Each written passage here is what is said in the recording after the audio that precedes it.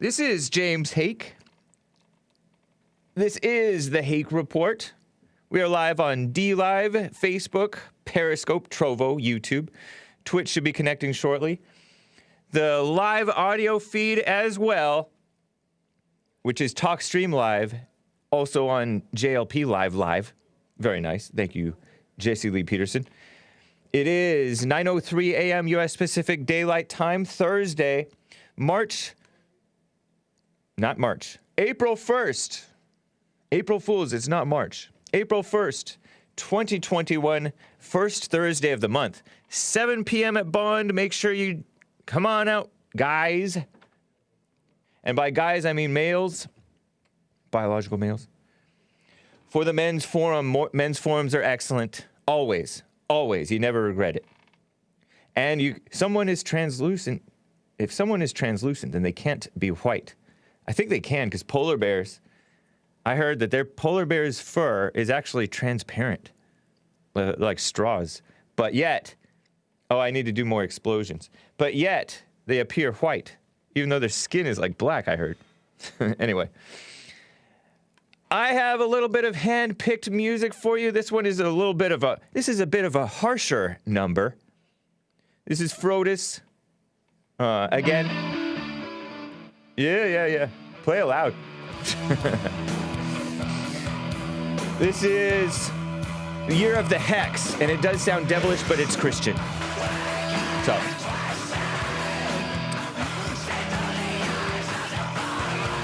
And I will be getting to your calls, guys. 888-775-3773. I guess you can turn it down a little, but I can't tell, honestly, how loud it is for the other people. Because when I listen online, it doesn't sound so loud. You are a talk stream. So I'm going to talk about the attack on men, boys, children, women. I have a nice throwback clip. Shout out to JJ Money. Is it JJ Money? Somebody gave me a nice tip from That's the Point with Brandon. And I had seen it. JLP had shown it to me. From during the riots. Some madness going on. And some of the old school blacks, the old heads, did not want to go deal with it.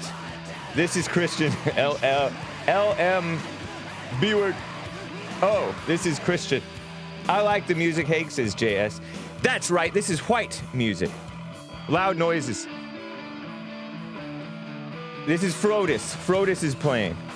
This is horrible, Hake, says hate speech. Getting mixed reviews.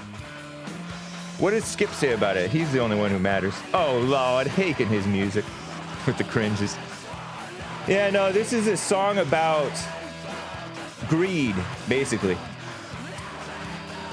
It's crazy. Trade love for dividends. I thought it was trade love for intelligence, which is another line that I would have liked. Yeah, I don't know if I'm demonetized on D-Live. It seems like it, huh? I turned it to mature audiences only, but they still don't allow you to give me super chats on D-Live. But you can go to Trovo or streamlabs.com/The Hake Report. I will be reading your Streamlabs support. What else am I going to read about? Oh, Kamala Harris is evil. And she seems to be kind of taking over or meddling or too much involved in this leadership thing. Not good. There's major attacks on voter integrity. It's really screamy, huh? Screamy music. I like it, but some of you guys probably don't. And immigration redistribution. Immigration is a redistribution of wealth and of poverty and ghettos and infighting and destruction, led by women and female-minded liberals, males. I'm going to talk about that too. Biden is all for it, of course, right? And so is the UN. The UN it's a whole lot of mess. Let's go ahead. The name of the band playing is Frodus, F-R-O-D-U-S, Bradley. Thank you for the question. Christian death metal, strange combo. I don't think of this as death metal. I think of it as like post-punk. Sounds angry. Bipolar jams. It's part of that thing that I was telling you guys about with regard to white music, how it's either angry, discordant, or just silly, or sad and pathetic. I don't even think it's Screamo. It's not Screamo. This predates that stuff. This is from 99 or 2000. Okay, guys. Let me go ahead and fade out this music. Thank you guys for bearing with me. I enjoy it. But anyway, let's get right on. Hake, hire Joel to play better music. That's cold. With the show. 1, 2, 3, 4. Oh, it's the Hake Report. The Hake Report. La la la. Oh, it's the Hake Report. The Hake Report. La la la. Hey guys! Oh, it's the Hake Report. The Hake Report. La la la. Oh, it's the Hake Report. The Hake Report.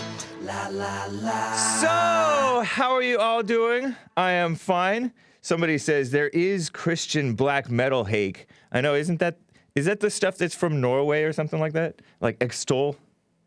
Anyway, I will be getting to your calls, 888-775-3773. I just want to play a clip that I came across from TikTok. Actually, it was a tip sent to me.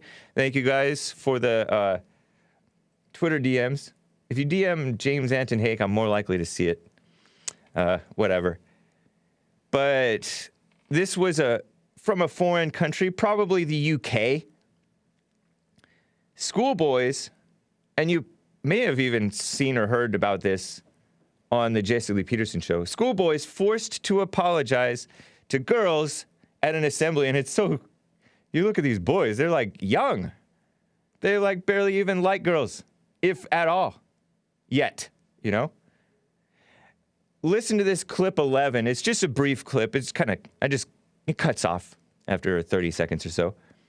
It's like Inside Edition or something like that from a foreign country. And I want to say that it's the UK or something because of the way they talk, or maybe Australia or something. So listen to this.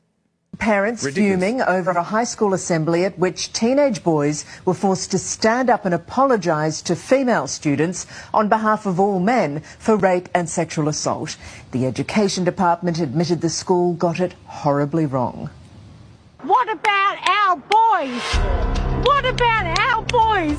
We all got labelled as predators. They told us to stand up and turn to a girl in our class and say sorry. Students and their parents taking a stand. Do you think there are any students here who do support what happened yesterday? Not that I know of, no. And there is no way in hell that I would ever accuse any other man other than my rapist. Last Wednesday at a full school assembly at Brower College in Victoria's Warrnambool, without warning, this video on sexual assault begins to play. This rape culture is so deeply ingrained. Ridiculous. It's ridiculous. How's my stream? I think it's okay. That was from A Current Affair. A Current Affair. News 9. I want to say that's Australia, right? Victoria is Australia. It's Australian.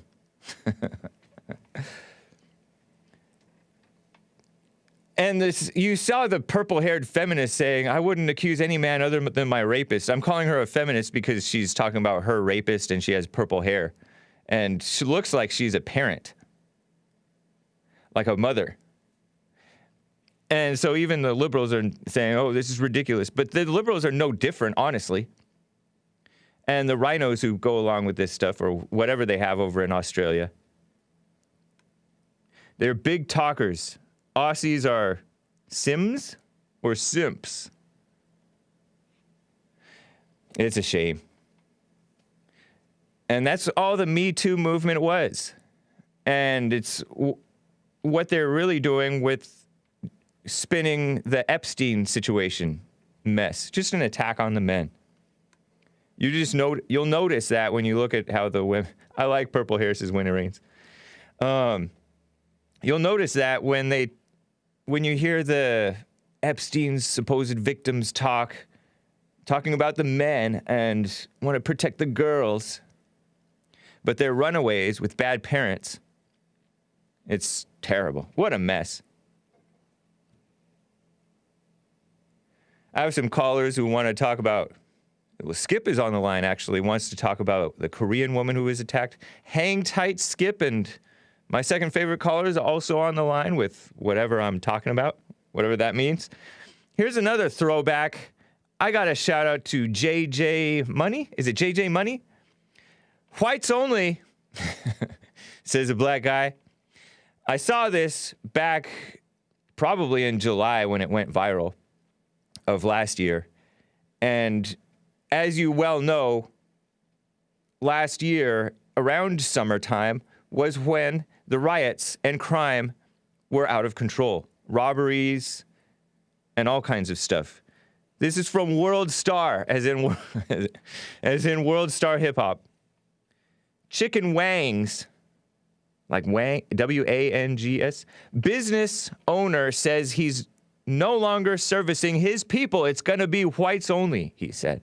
Here's a little clip, courtesy of worldstar.com, from this man talking, and I bleeped out the cussing because there's so much cussing, and it's apparently a black guy who went up to talk to this man for whatever reason, and he's complaining about seemingly apparent crime and threats and assaults that he's had to deal with as a business owner. No Z, it's S. Chicken Wings. Listen to this clip 12. Why you on hell, man? Why y'all? If they come here and want to kill me, I'm trying to sell him some chicken. I'm going to hell around here, man. This is something I'm put up. Well, now I'm going to be white only. I ain't serving y'all no more, man. Y'all don't deserve it. You don't deserve it. You need your ass killed around here. That's why a nigga want to go out there.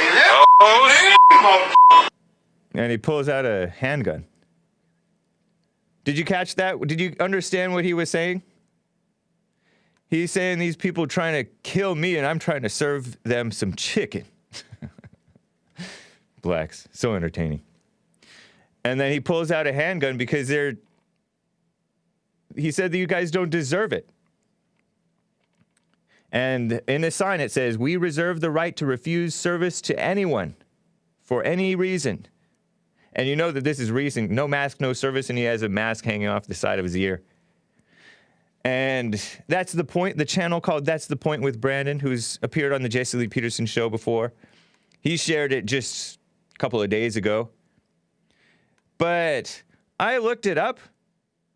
It came out on World Star, went viral July 11th, right? Of 2020. July 12th, this black outlet, I forgot about this outlet. This black website called Bossip, B-O-S-S-I-P. I used to look on here for black-related news when I was a producer for the Jesse Lee Peterson show. I think I probably tried to invite some guests on before from this website, but probably got no bites because they're a bunch of cowards. I think that it's women, but it might not be women because the person who wrote this article about this incident, his name is, or her name, or its name is Big Noah 256. Doesn't that sound like a male? But it's written like a female. And the headline reads, "Uncle Ruckus. Black Arkansas business owner says his Chicken Wangs restaurant will serve whites only." And they have the video, right? "Racial tension is at an all-time high in the United States," and this is amid the George Floyd riots, right? "Which is evident from over a month of Black Lives Matter protests in the books. The senseless murders of George Floyd, Breonna Taylor, and Elijah McClain. All lies. Not one of those was a murder. Kicked off a revolution like we've never seen before in U.S. history." This is Bossip.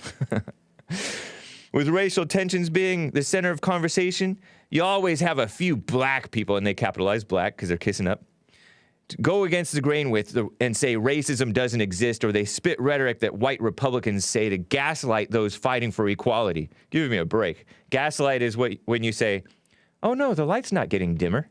You're just going crazy. The lights," and then they're turning down the lights to drive his wife nuts. It's an old movie. Lying about something that people can see is happening, right?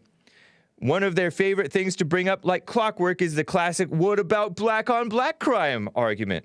That question is the stupidest talking point known to man, this person claims, due to the fact that no black man or woman has ever killed another person of the same color just because they were black, which is what happens all too often elsewhere. No proof.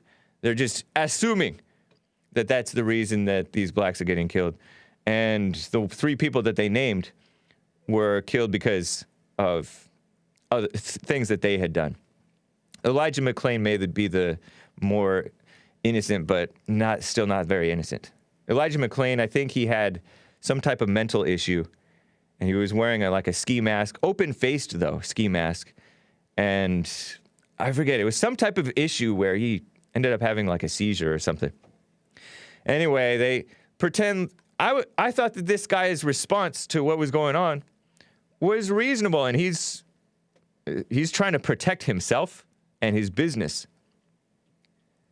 You saw him pull out a pistol, but they pretend that this is self-hatred. Crazy. One of the guys at World Star said it's time for this Pops to retire.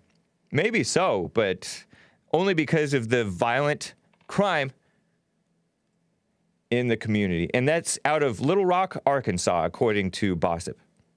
And they call it a disgusting display of this behavior.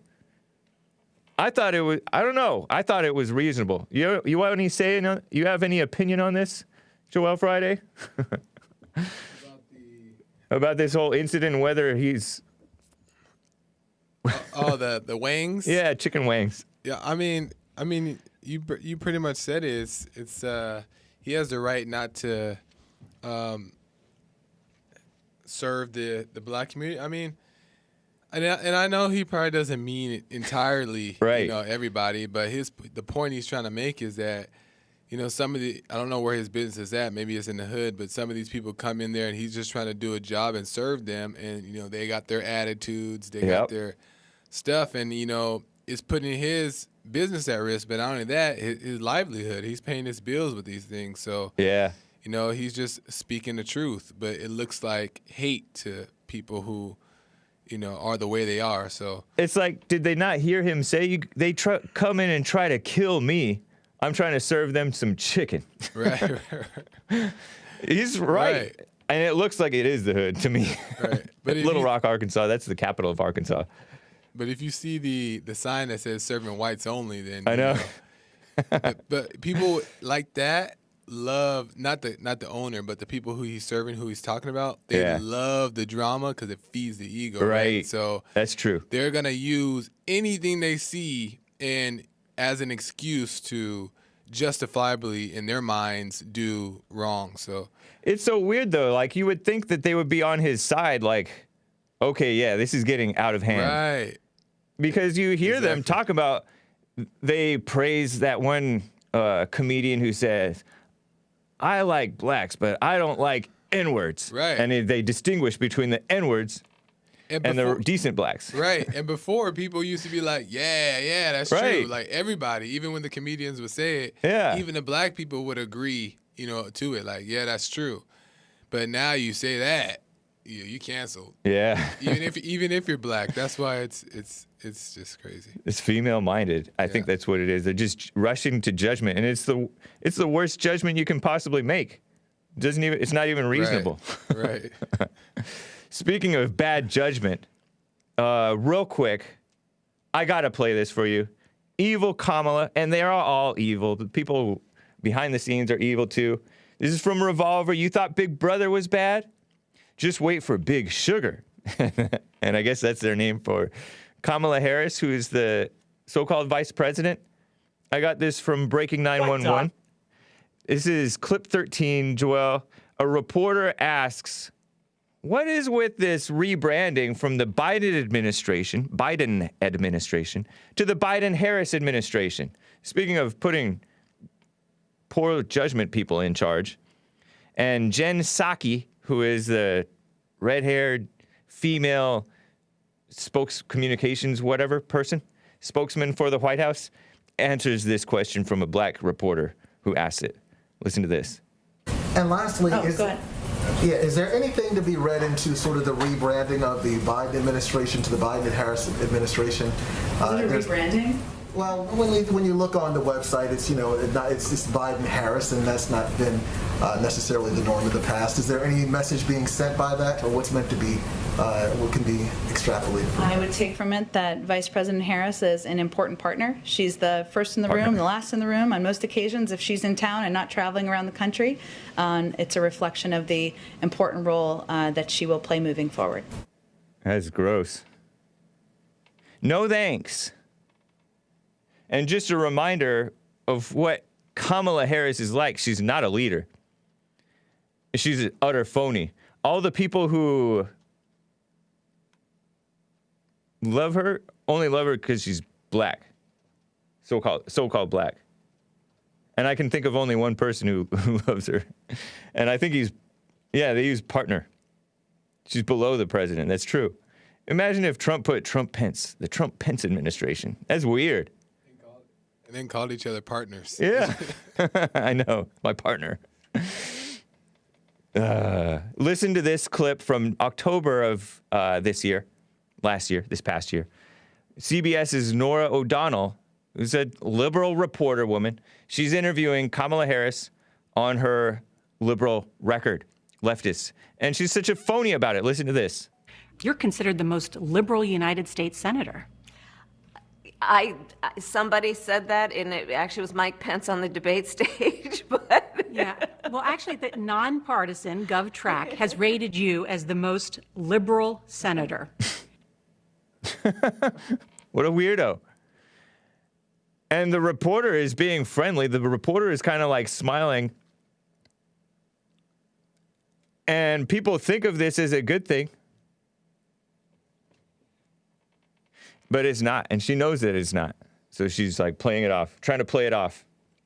What a sicko. That's not a leader. Somebody who can't even face a question, an honest question. Anyway, why is she always laughing? Asks family 53511. Because she has no confidence, and she is an evil person, a snake. A dishonest person. A nervous laughter, says Luis Buzzi, which also indicates not a leader. It's a fact. Jack. I got to get to Skip in Augusta, Georgia. He's been on hold forever. He wants to comment on this Korean woman who was attacked. I can't even keep track of all the different attacks. What's up, Skip? How are you doing? Hey, James Hake. How you doing? Doing fine. Thank you.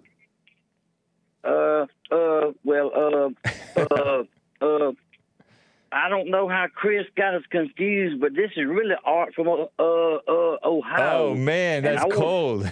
I thought you were talking about Earl. I thought you were imitating Earl. But now you're taking jabs at poor Art. To make a long story short, I want to talk to you about these females, these out-of-control females. Nice, Earl. Did you see This is his impressions. Did you see the Korean woman get beat by the two heavyweight black women? No, I did not. Was this the one that took place in Times Square in New York City? No, she had a weave shop. She had like a Sally's beauty shop where you can go in there and buy weaves and hair extensions. Okay. And she was in there, and they came into the store, and actually they tore up 2 or 3 of the displays that she had, and she told them they had to leave, and they jumped on her and they beat her up real bad, broke her nose, and then they went back and tore up some more displays. Yeah. And this is blacks on Asian crime, you know, right. And they want to keep saying it's whites on Asian, when really it's the blacks on Asian. And as far as your guy you just showed with the chicken wings, yep. Well, look at the blacks in Atlanta. Look how they putting chicken bones throw them on the ground. You know, yeah, they don't care about their own community. No, they don't care about their own communities. Yeah. And I was in Augusta. You know, I live here in Augusta. And I went Stay close to your phone, Skip. You're getting a little garbled. Okay, is that better? Maybe so. Okay. We starting to get that same problem here in Augusta. I went to the pool hall downtown the other day and leaned over to shoot a shot and looked down on the ground. There was a chicken wing right next to the pool table, a chicken bone. Man. And I went outside, spoke and Art, Skip, you keep on going. I don't know if you're going away from the phone or if you're just in a really bad area, but it's not good. I can't understand you. I don't know. But these women are out of control, though. Seriously. Yeah. And you talking about Kamala Harris or whatever her name is. Yeah. And what's the other one? Jen Psaki. She sounds like a item on the Chinese menu. What's her name? Jen Psaki. Yeah. Yeah. Japanese. You're thinking Japanese. Japanese, some kind of Asian. Right. Yeah, she's an Asian name anyhow. No, she's white, I guess. But anyway. She identifies as an Asian, I guess. Isn't that how you do it? You can identify as anything you want to. It's ridiculous. Yeah. And I was going to ask Jesse next time I talk to him, but I'll ask you right now. You had the men's forum where only men can come. Yes. What would y'all do if a woman showed up and said that she identified as a man? Would y'all have to let her in? No. We reserve the right to refuse service to anyone for any reason. Well, I was kind of curious about that because, people are I'm sorry, Skip. I'm going to have to go because your phone is just too messed up. I can barely understand you. You get muffled. But it's nice talking with you. Right, Appreciate it, man. I'll talk to you next time when it's better. All right. Bye. Thank you. Take care. Yeah, I mean, there's such a violation of people's rights with regard to these anti-discrimination laws. Anti-discrimination laws. There's a reason for discrimination. And even if it's a bad reason for discrimination, they have the right. And why would you want to be served by someone who doesn't want to serve you anyways? Unless you're a vindictive, nasty person and you don't mind getting your food spit in or whatever, right? Gross.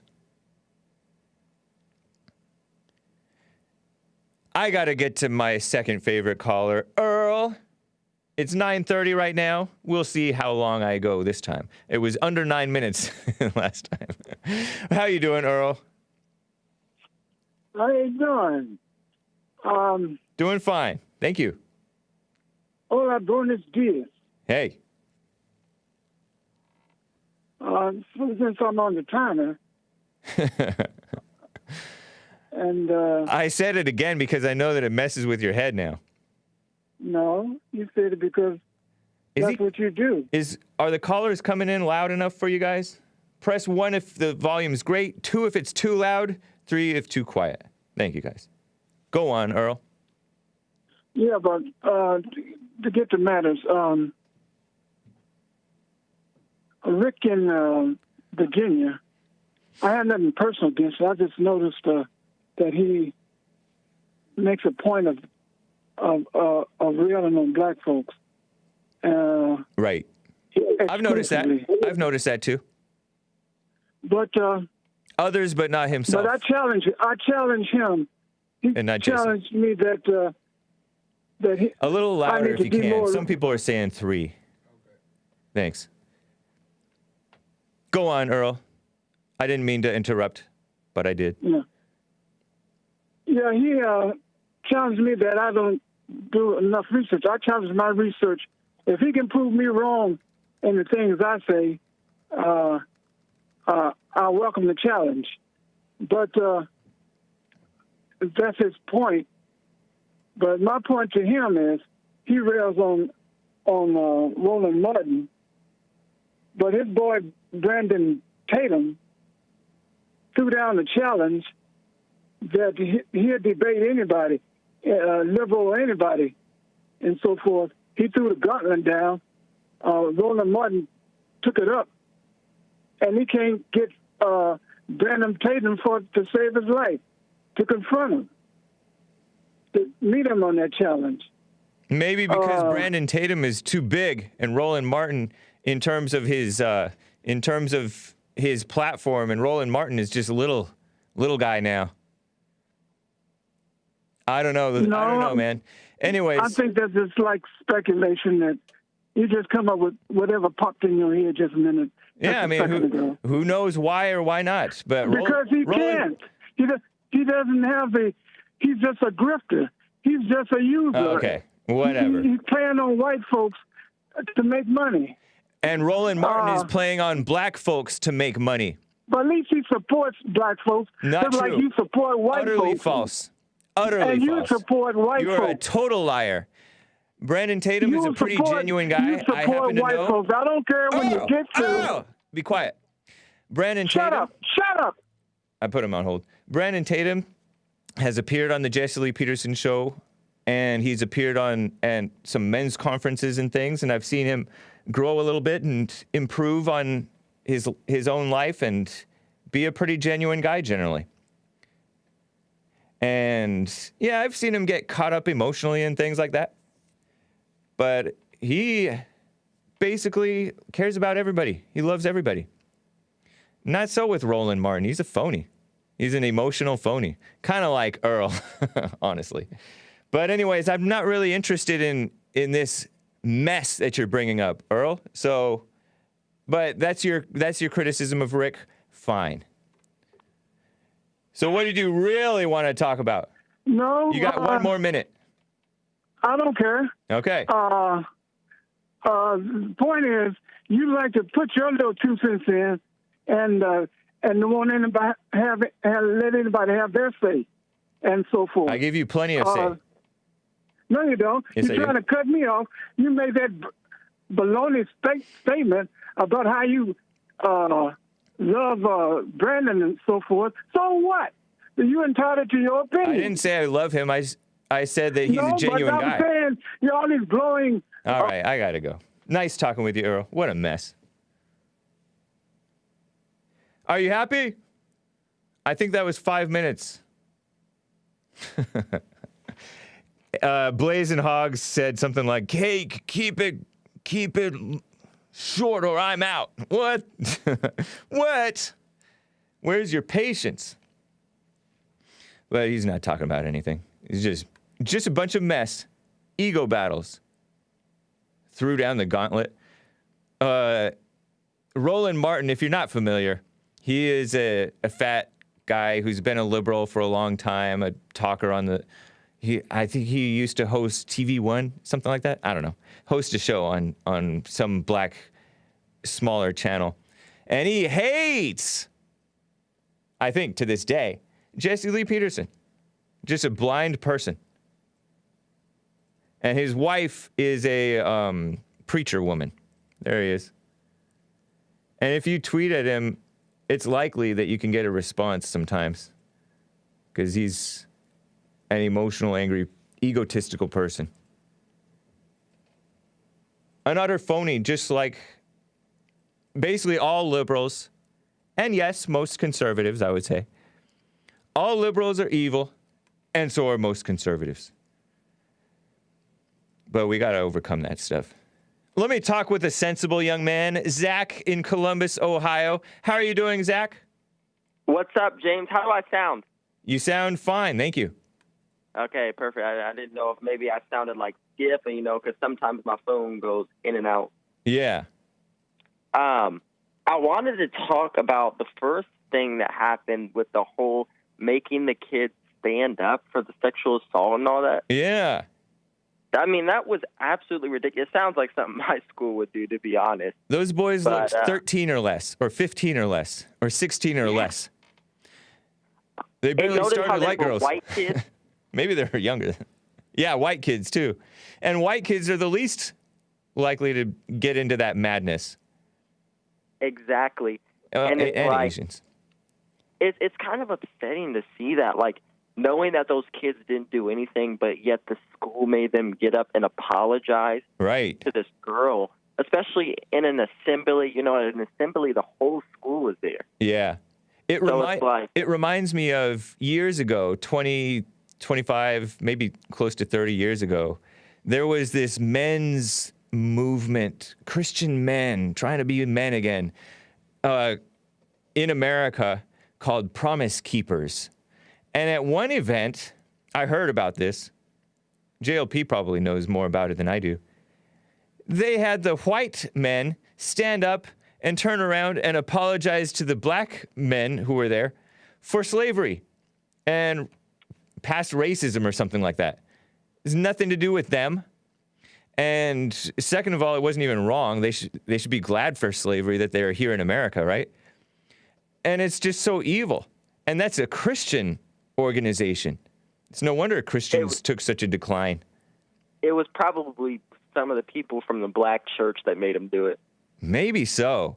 But that's like humiliating. Remember when there was a crazy video, and it's just sickening to even think about, remember back to, after this George Floyd thing, I think it was, or maybe before that, this black guy with a cell phone confronts this female jogger, this white female jogger. Oh, yeah. And he makes her get down on her knees and apologize for white supremacy or something stupid like that. And she did it.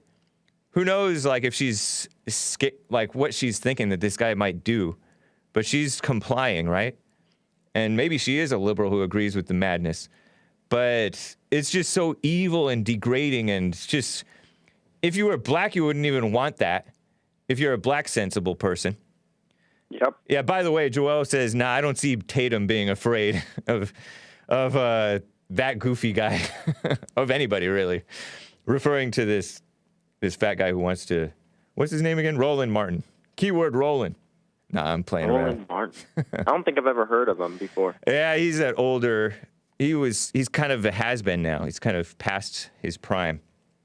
Oh, okay. But, okay, I understand. But you're right, it's sick. It is. And it's sad that we're starting to see that all around, not just America, but the country. Like, that was world. In Australia, right? Yeah, that was Australia. You said the country, but you mean the world, huh? Yeah, I meant the world. Yeah. Every white country. Yes, exactly. Yeah. Because Australia doesn't seem to have a lot of black people. No, just the Aborigines. Yep. And I don't know anything about Australia, but I usually never hear anything bad about them. Or maybe I'm just not too sensible about Australia. No, you know what? I've heard one of my former de facto producers talked about how he called them low IQ. I don't think it's low IQ, but they can be destructive, self-destructive. I don't remember exactly what kind of stuff goes on there, but there is a victimhood mentality push on blacks really around the world. It's an evil propaganda that's pushed on them, and it's such a setup. And they're just set up to be immoral and blaming and not taking responsibility. Even this charity to Africa stuff is the same thing, really. And I think it's really all the blacks, not all, like Jesse says, not all, but most blacks around America are starting to give in to all the, like, wanting an apology. Yeah. And, trying to... Reparations. Yeah, exactly. Yeah. Where did they give the reparation? I know Jesse was talking about that, like, last week, the reparations somewhere. What state was that? I forget. I think it was there was a town in outside of Chicago, like a suburb, that started to do the reparations thing, and the Congress is pushing it under the black female and black wannabe male leadership, so-called leadership, and Biden is for it. He's open to it. It's just it's a growing, and they've never stopped pushing this since however many decades, or maybe even hundreds of years now, or 100 years, that they've been pushing this stuff, but it's so silly. It is, and they it's owe like... us. Yeah, exactly. If we give the blacks more reparations and all this and more money, then the blacks are going to stop working. Not all, but most. They're going to stop working because who knows how much they're going to give them in reparations. Yeah. No, they want to do, I mean, there's different towns like Oakland, right? Giving away free money just for being alive as long as they're not white, I think. But they're going to try to give it to everybody just so that they can control them. You know, that UBI stuff, universal basic income type stuff? I have no idea about any of that. Yeah, they're trying to give you, it's kind of like Andrew Yang type stuff, where they gives you $1,000 a month just for being alive. You don't have to work. You don't have to do anything. You just get this free money. Oh, that's at this point, most people are going to stop working. Not most, but most of black. Yeah. And they already aren't working, and just giving them $1,000 a month for just living, and then plus they're getting these food stamps. Yeah, all of this stuff, it kneecaps your creativity, your drive, the squeeze for making it work, and your ownership, your sense of dignity and self-respect. Everything just goes down the tubes. And people get very productive when they're hungry in some form or other. Yeah, and my school was even to the white people, the whole school got $600 in food stamps. Wow. Yeah. And it was mostly for the black. Right. But they did have to give it to everybody, I guess, to be fair. Oh. But you know that it was supposed to be for the kids so they could get lunch, but you know that the parents just took it for themselves. That's true. Yeah. That's wild, Zach. What a shame. It is a shame. It's good to hear from you, man. Yeah, good to talk to you. Before I go, I think I need to come up with a saying. You know how Earl has hola and all that? I need to come up with a saying. What saying do you want to come up with? I think it's going to be bonjour, comment ça va? Okay. And that means good morning or good day. How's it going? Right? Hello, how are you? Yeah. Nice. All right, James. Nice talking to you. All right. Take care, Zach. Bye. Okay. You know, there's one line open, guys. Food stamps for 7-Eleven? Yeah, and 7-Eleven is not that cheap, depending on what you're getting. And if it is cheap, it's suspect. First, let me get to Kivster out of Hawaii. Kizster. Kivster, am I pronouncing it right? Yeah, Kivster. Okay. Oh, is it K-I-V as in Victor? Yeah, V. Okay, Kivster. You're calling from Hawaii. You've called my show before, but not from Hawaii, I don't think. Yeah, I moved. Oh, really? Not really, but okay. We'll just pretend. Well, nice to hear from you again. Yeah, nice to speak to you again. First, I just want to shout out my friend, my friend Bossip. He got 1,000 followers, and it's on his birthday, so just want to say that. What's his name? And Bossip. Bossip. Okay. Yeah. What I mainly want to talk about is this whole Democrats talking about voting rights. Yeah. And voter suppression, huh? The thing is, there is no such thing as voting rights. When the country was not founded on voting, yeah, no one was supposed. Not a lot of people were supposed to vote. Voting and this whole thing now, voting is a human right. Do you hear about that? Yeah, that's a good point. It's not a right. It's what the people who are leaders of the country should be doing, who are actual leaders. For example, when America started, I think it was the white male landowners of. I may be mixing up with the immigration policy of good character, Christians, but it was the landowners. It was the white male landowners, I believe, or maybe just the landowners. Yeah, I think it did say white male. Yeah. Landowners. And that was because those were the people in a position to know what was going on, to have a stake in what went on, and to look out for the interests of their household or whatever they were looking after, their estate. That's interesting. Yeah. Yeah, it's not a right. Now it's women voting. What a mess. Yeah, total mess.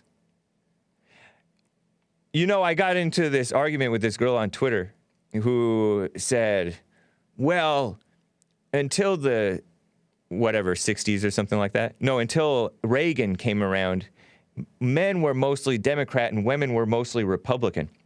Well, that doesn't mean anything because I don't know what the Democrats were like back in the day or the Republicans. I heard the Republicans were for these civil rights bill stuff, and the civil rights bill was a mistake. And I heard that even in Lincoln's day, the Republicans were influenced by Marxists.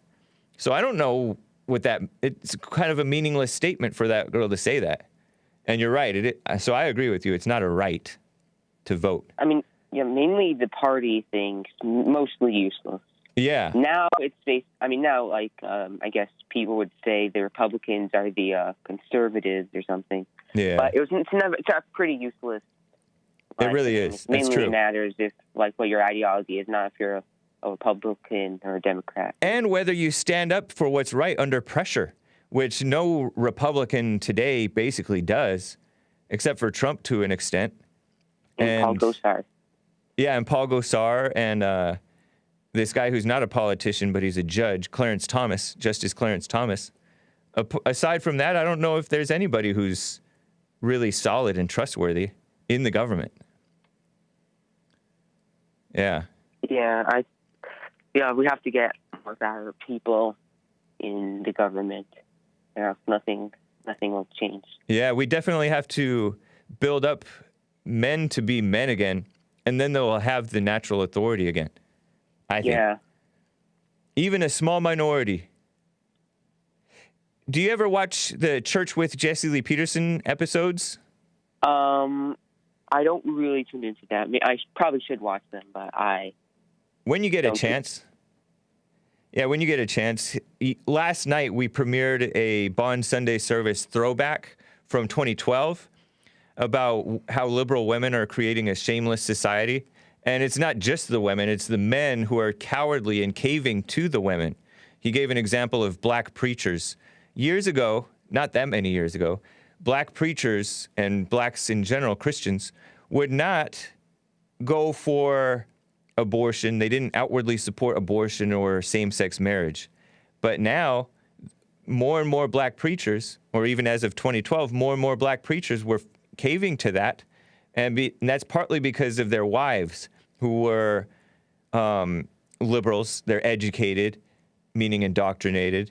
And their partners and fellow ministers, like the wife is the first lady, but she's also a pastor herself. And women running the show, even behind the males who act like they're running the show. Even Barack Obama said about his wife, she knows she's still the boss. And that people joke about that, but that's reality too. It's a harsh reality of America. Michelle, the rock of the Obama family.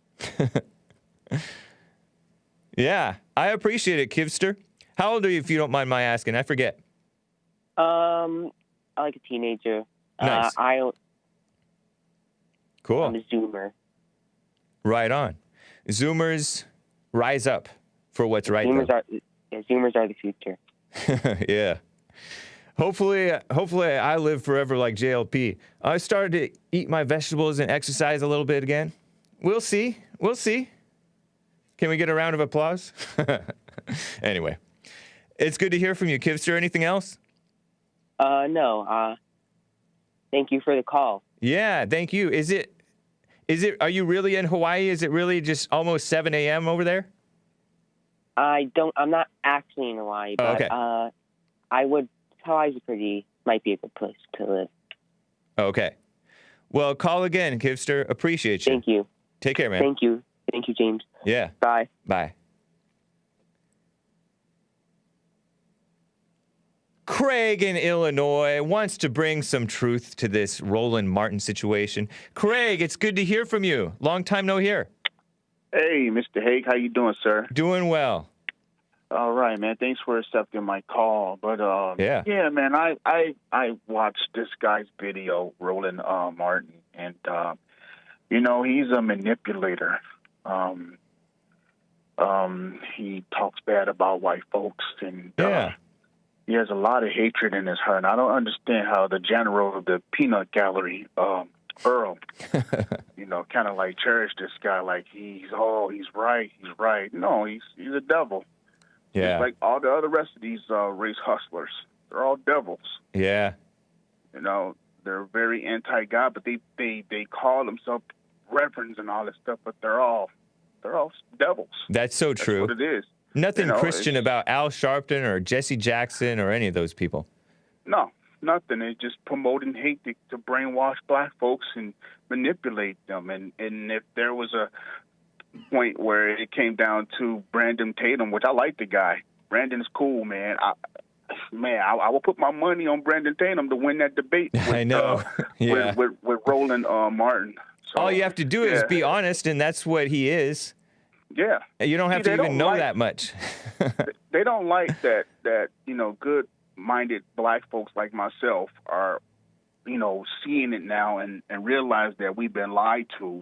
Yeah. And now we see the light, and they don't want us to walk away from the Democrat plantation. Well, right. Hey, I got news for you.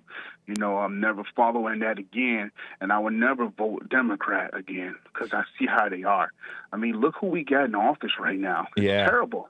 Yeah. I mean, seriously, and for these illegal immigrants to come in our country the way they're doing this, man, I mean, come on. Look, America's great. I love America. But you know what? Hey, you know what? You got to do it the right way. Yeah. It's not like I don't have any hatred in my heart, but just do it the right way because it's going to cost us in the end. Right. They're going to be raising the taxes again because of this fool. Name one thing that Biden said in his debate against President Trump that he's going to do for America. And what has he done for America now since he had his punk? I mean, I was about to cuss. Right? But since he had his, you know, his tail in office right now, nothing. He hasn't done nothing. Right. So, yeah, but I just wanted to bring that up, man. I ain't got nothing else further to say, but I appreciate you taking my call. How recently were you voting liberal and believing that stuff? You know what? I'm going to go. I've been watching the Jesse Show now for 4 years now. So I'm going to go back 4 years ago when President Trump got elected. And I was voting liberal for like close to 24 years. Yeah. So that's a very long time. I know, beta, but yeah. So after Trump got elected the first time, that's when you started to... Yeah, starting to open up my eyes and realize, you know, this attack on our police officers is terrible. Right. I mean, look, there's some ones that make mistakes, man. I'm not saying they're doing it on purpose, man. You're going to make mistakes, man. No one's perfect, man. Right. You know? Yeah, they're ignoring... They're doing it. As JLP said, they have the wrong focus. They're ignoring the obvious problem, which is the out-of-control behavior of the blacks who are falling victim to their own out-of-control spirits. Yeah, another thing, too. You know, most black people out here attacking Asians, man, that's not cool, man. Right. I mean, seriously, like, there was an attack on the L train with this guy attacking this man for no reason. He just walked up to the guy and started hitting him and then choked him out till he passed out. I wish I could have jumped in that video and just helped this man. You know, this don't make no sense. I'm seeing it coming from black folks. Right. And it's got to stop, man. You know? It's because terrible, of it's because, well, as JLP says, it's the anger in them. They just... Hatred is all they have and know. And that's how they're raised, too. It's not quiet as it's kept. It's not as if it's just the black males who are violent. The females and the ones who are raising them are like that. And it's been going for generations. Let me ask you something. If the roles were reversed, let's say that there was Asian people attacking black folks, you know all hell would break loose. You know that, right? Right. They would be called whites. Yeah. See, you see the hypocrisy with all that stuff that's going on? Yep. It's terrible, man. I wish black folks will wake up and stop being so damn demoralized and used and manipulated. And, oh, my God, it's terrible. It's terrible. Yeah. But thank you for accepting my call, sir, man. Thank you, Kraig. It's good to hear from you. All right, man. All right. All right. God bless. All right. You too. Take care. He mentioned the immigration situation. I have some information about that coming, but first, we're in the last few minutes of the first hour. I may take it into the second hour a little bit, but I want to get to Linwood out of Washington, D.C. I've talked with him before, I think. Linwood, am I pronouncing your name right? Yeah, it's my first name. Okay. Yeah, like Linwood, California. Only thing is L-I-N. Okay, cool. Nice. Hey, let me ask you something now. All right. I listen to you. I agree with a lot of what you say. I disagree with some of what you say. Cool. I'm 61 years old. Be 62 in December. I'm a black man. You know that. Yeah. Upper middle class. I've got poverty in my background, my family, but I'm upper middle class living now. Nice. Let me ask you, what's his name? Roland Martin. He's a Boule member. So what's that? What's Boule? You've never heard of the Boule? Yeah, I haven't. I don't recall. Oh, okay. It's spelled B-O-U-L-E. They're a fraternal society of black men who are all upper class, college educated, making over $200,000 a year. And they all know each other. They belong to a secret society where they get together, plan, organize. I'm not going to say keep black folks down. That's what a lot of black folks believe, but it's not really even about that. It's just about networking, basically. Okay. Well, he can call a fellow Archon and call him up on the phone and say, hey, what's up? I need some help. Can you do this? Can you help me? You know, that kind of thing. Like a fraternity. B-O-U-L-E or B-O-U-L-A? No, B-O-U-L-E. L-E? Yeah. Okay. Yeah, the E sounds like an A. Okay. Yeah. But okay, now, let me ask you this. You weren't really seriously believing in what you said when you said that blacks should be thankful for having slavery because it brought us over here. Were you serious? Yeah.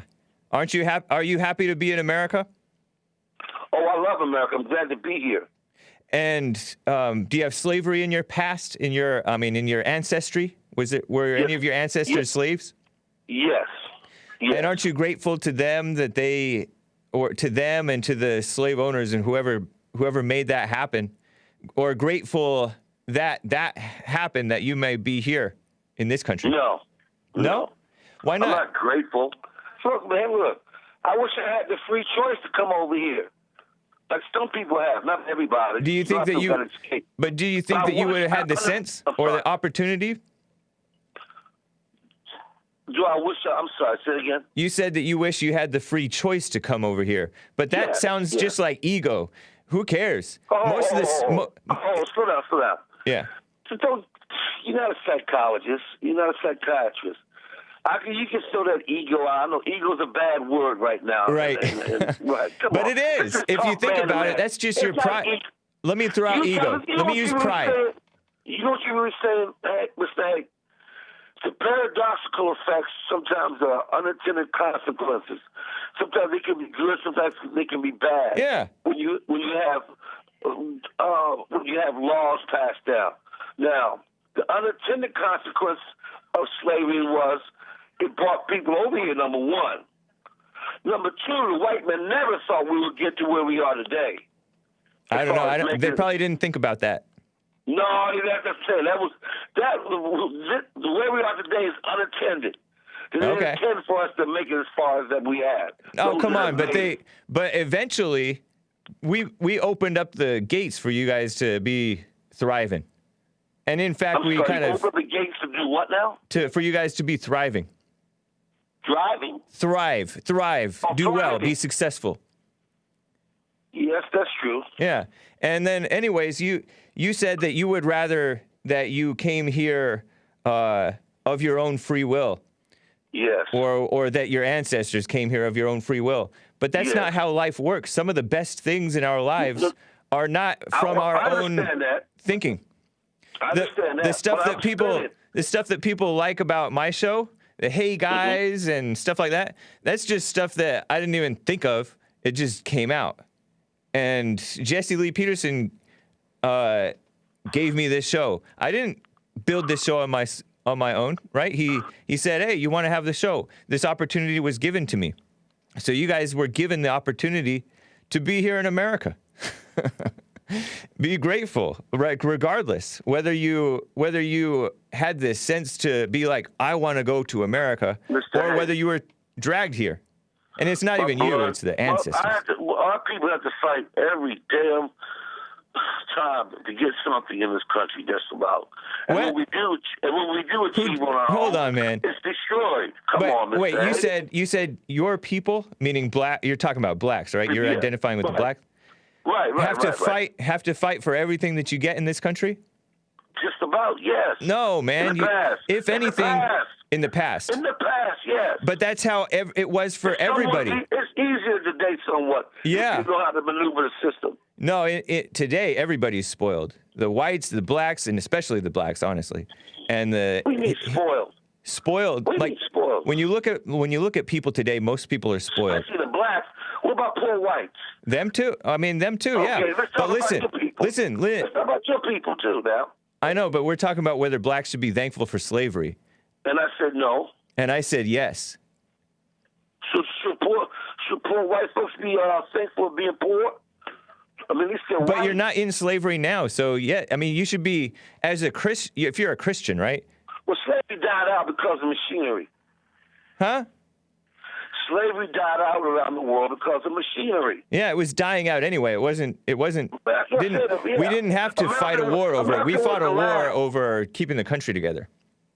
I understand that. Yeah, but and slavery. Yeah, slavery too. Yeah, because there was this Marxist thing where they wanted to even get rid of. There were blacks that fought for the South. Right. Yeah. Because they loved their masters. And guess what? They were good shots, I heard. They were better than the white folks. Maybe so. Who knows, man? Let's not get too excited. Oh, God. Hey, Mr. Cassie. Yeah. Where were you born? Where? Yeah, where? West Covina, California, right outside of L.A. All your life, you've been there? Yeah. So you were raised upper middle class, perhaps? Yeah. Okay. All right. Yeah, it was like middle class to upper middle class, if you want to do the class thing. Because my father didn't start making the money until probably I was in junior high school. Okay. So you never been on WIC? No. Had your phone off? No, I don't think we've ever been on food stamps or anything like that. All right. And if you were, it's nothing to be ashamed of. It's not to be ashamed of if you're a kid and you grew up that way, but it is something to try to get off of because it can be a spoiling thing and mess up your. I mean, you end up making more money not working than you do working. What a scam. Well, when you don't have any, you know what it is. They don't have any education. A lot of people on welfare, so that's why it seems like they can make more money not working. Because when they do get a job, they don't keep the job most likely because it's a dead end job. It's just look, man. I don't think that I think people shouldn't have an idea of a dead end job though. There's dignity in work, and when you work and you have a good attitude, they're dead end jobs. Now, come on. Now. No, it's not. Don't say the term dead end job. The dead end job is if you're just like you could say Joel was in a dead end job, but he was working, worked hard. And now he's moving on. It's not a dead end job. There's no dead end job. Don't have that attitude. I'm telling you, I've worked in dead end jobs. No, that's not true. If you worked in a dead end job, you would still be there. No. See? No, listen. No. You know, I'm self-motivated. You can put me in a pile of poo-poo, and I'm still going to say, hey, there's a pony in here somewhere. Exactly. Okay? Exactly. Right. And that's what my point is, because you said that blacks had to work really hard back in the day to get anything. So it was for people who came here as immigrants. It was so tough to make it here that some people went back. Definitely. Oh, definitely. And so that's how it was for practically everybody. Yep. Yeah. Except for the Protestants. The Protestants? They were the elites. I mean, the Irish, the Jews, Everybody. I mean, the Protestants are the ones who built the country. They struggled to make it, and then they started to make it. They're just ahead of you. That's fine. Well, the Protestants don't be jealous. They supervise. I know, but they built the country. Well, we did help. Yeah, we had help because we knew how to employ the help or enslave the help. No, the slaves didn't do a whole lot of building. Right. If you're a slave, you're working for the master. Right. You ain't working for the government. So we can't be everywhere at once. I think they helped build the White House a little bit. Well, yeah, they did some foundation work, some manual labor work. Right. But they didn't design it. The white man had the scheme. Look, I worked in construction when I was early in my life. Now, I'm not going to pass the building. I don't say I built the building. Right. I did one aspect of it. Right. And that's the same thing for black folks. Yeah. We didn't build the whole country by ourselves. Thank you. The white man didn't build the whole country by himself. He supervised it, though. Got the financing. Yeah. See, I didn't get the financing to build the building. Somebody's got to do that part. Might as well be a high IQ person. I'm sorry, what was that? Might as well be a high IQ person. Well, you got this. Well, see, number one, whites are smarter than blacks, innately. I think so. As a race. As a race. I think that think that may be true. You're not smarter than me, necessarily. I'm not smarter than you. This is one-on-one, man to man. But as a race, who's put in the work, who's gotten the accolades, on the whole, even though they give you the Nobel Prize in chemistry, and I mean, you got to take it off, take your hat off. But you're also devilish sometimes, man. Devilish? Come on. Who's not devilish? Everybody. Thank you. Everybody's evil. Devilish. Everybody's devilish when they get on top, it seems. And you know what? You know what else? What? Like some people are worse than others. Some people have this mindset of, oh, whites have been devilish before, or they have this devilish thing, and they get in power, and they are worse to the whites than the whites were to them. That seems to be true. Yeah. I can't. See, I'm a reasonable guy. I gotta give. If I believe you said something that's right, I'm gonna tell you that. Yeah. I mean, look at Africa. Right. If you're not in the right tribe in those countries, your ass is out. Okay? Yeah. It's tribalism. Right. And there's a whole lot of meddling and helping people over there that's not doing the right thing. But Linwood, it's good talking with you. I got to run. Okay. But I'm just saying, just be careful what you say sometimes, man. You sound a little harsh. All right. A little harsh, man. That was a little harsh. All right. Do you drink? Right. Do you drink? Drink beer? Yeah. Alcohol, no. Do you smoke pot? No. Do you drink malt liquor? No. See, now you're being funny. Your brother's like because somebody said that you sound drunk, and I was just asking. No, I'm not drunk. Right I'm on. losing my voice. Yeah. I'm losing my voice. Okay. No, I don't sound drunk to you. So you mean somebody in the chat room? Yeah, I was looking at the live chat. Somebody said that this person sounds drunk. Drunk. All right. You know everything I said makes sense. Come on. Yeah. It's good hearing from you, man. We'll talk again. Okay, I hope. Thank you. Yeah, thank you. Take care. Bob Go-To Guy says, there was a UPS driver who became CEO of the company. Was he in a dead-end job? It's a dead-end mindset that keeps you poor. Like that guy said, he could be put in a pile of dung and look for, what, a pony? Something like that. Oh, man, we're overtime. I guess, you know what? I think we'll skip the break. We'll skip the break because it's 10:11 already. It's past the time for breaks. Work. But I do need some AC in here.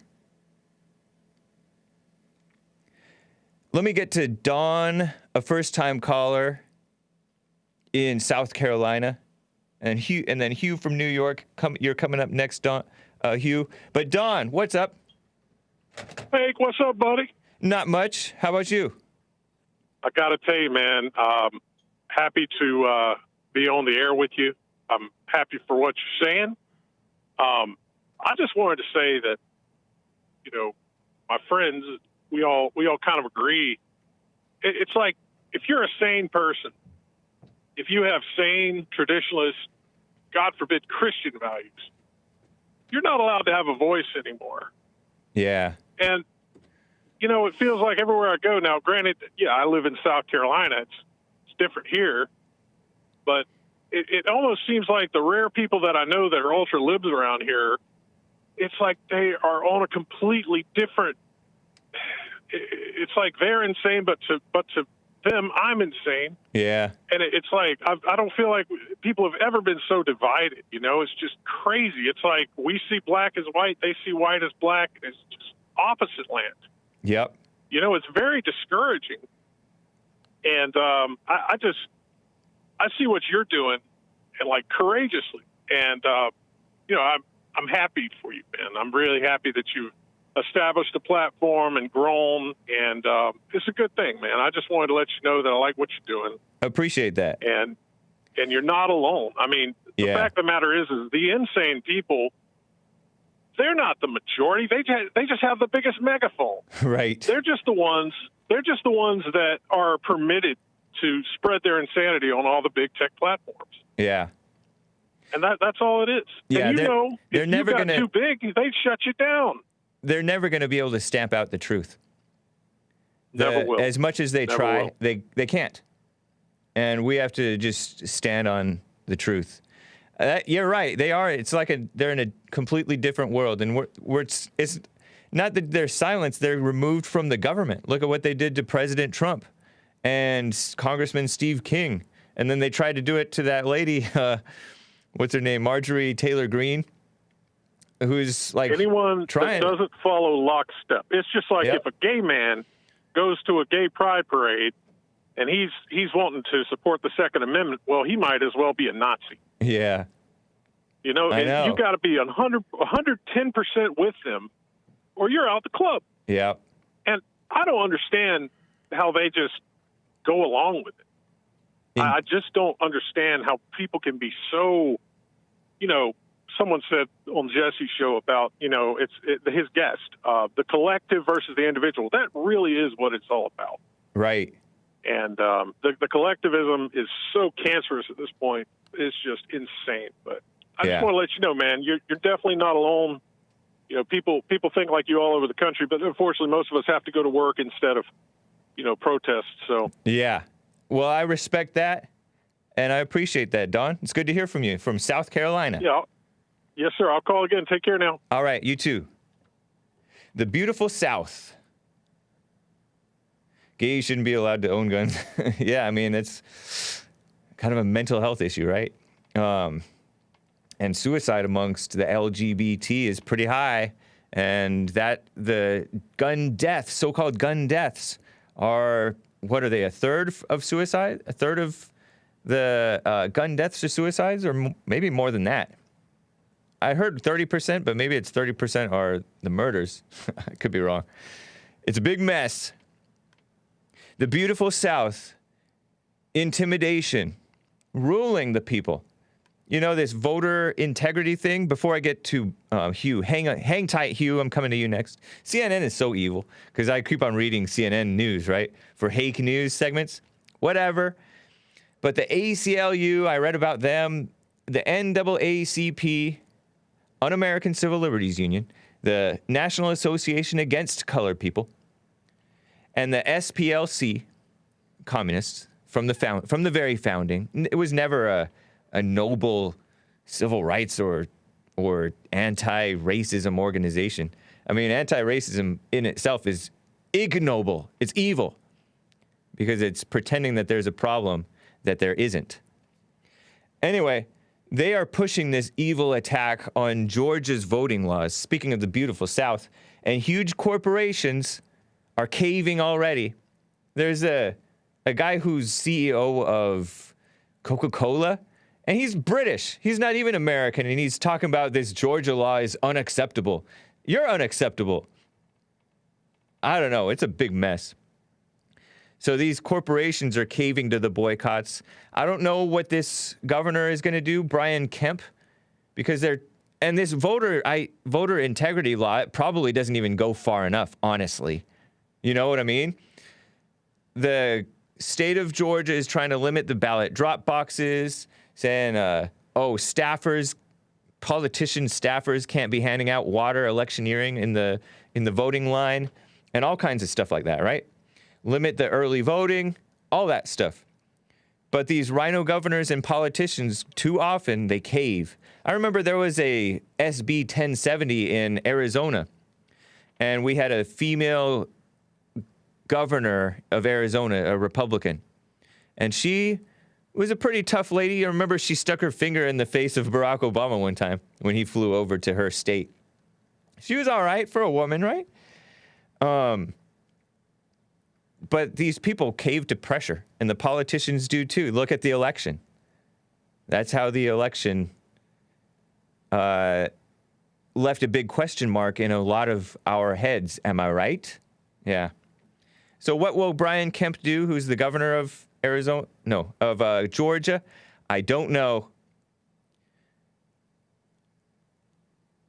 Trump endorsed him, and then he turned on Trump, seemingly.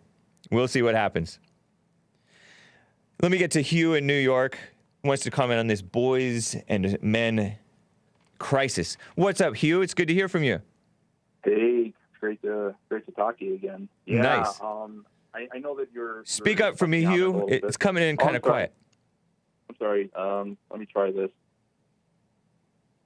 All right, does this sound better? Yeah, much better.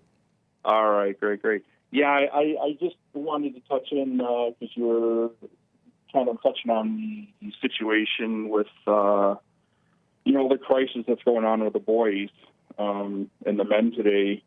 And I would say, and some members of the intellectual dark web would also say that the number one, I guess, threat to the U.S.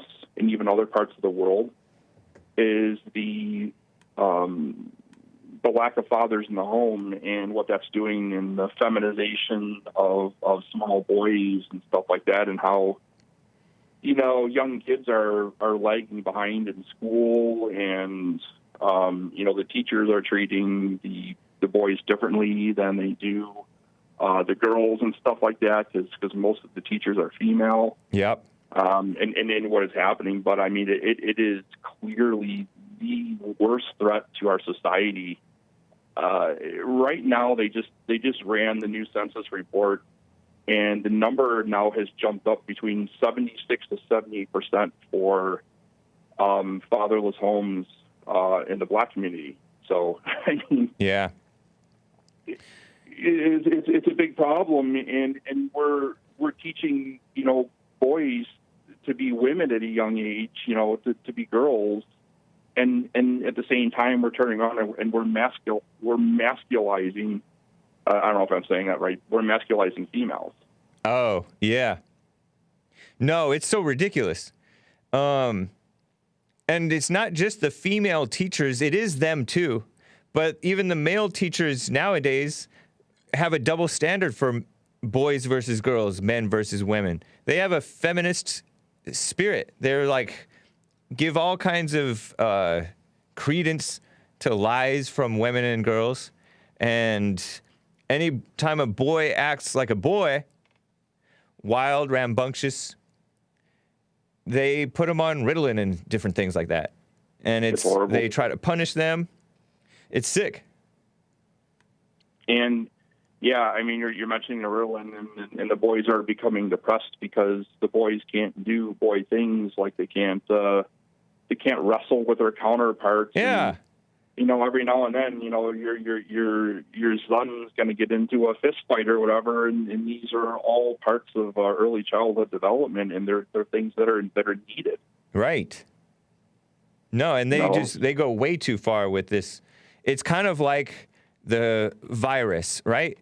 Let's say the virus, China released something, and it's adding a little bit of a problem, but they turn it into a huge problem and way overcompensate and shut everything down over it. Whereas they really didn't need to do, if men were running the show today, we would not have done a tenth of what we did in shutting down the country, forcing these all these measures, ridiculous measures. Same thing with what they're doing to boys. Yeah, and I'm sure you have friends and maybe even know somebody that's like a single mother that has kids, and then you may know, a married couple that has kids as well, and then you see where, like, let's just say, let's just say you're a father and you take your son and you throw him up in the air and you catch him when he's really young. They learn that risk and tolerance and stuff like that, and they learn how to deal with it. Yeah. Whereas the mom will come into the room and she'll scream her head off. Yeah. You dare do that? That's not safe. Yep. I mean, and also too, what's happening is the prison system. They looked at the prison system, and it's like 95% of the violent offenders in the prison system all come from single-parent households where they were raised by their mothers. Wow, is it that high? It's crazy. It's insane. Yeah. And I'm going with violent offenders, people that are murderers and stuff like that. And they say that lack of, male authoritarian leadership in the home is affecting these boys where they don't know how to. I mean, because who's going to teach them? Who's going to teach a little boy how to be a boy? The mom? Yeah. No, she'll stifle him. Yeah, exactly. I mean, they need men in their lives and baby him. She'll baby him. Yeah, and it turns them violent. Yeah, and that's a problem. And we're like, what's going on with the black community? Why are we having all of these problems? Well, why don't we start with the homes first? Right. Great point. And stop feminizing our young kids and teach our boys to turn into men. JLP is always saying back in the day when boys were boys and men were men. Yeah. That's what he's talking about. And back, before, back in the 60s and stuff like that, and then in the 50s, the blacks had more wedded couples in the home that were together than the white population. Yeah, I heard that before.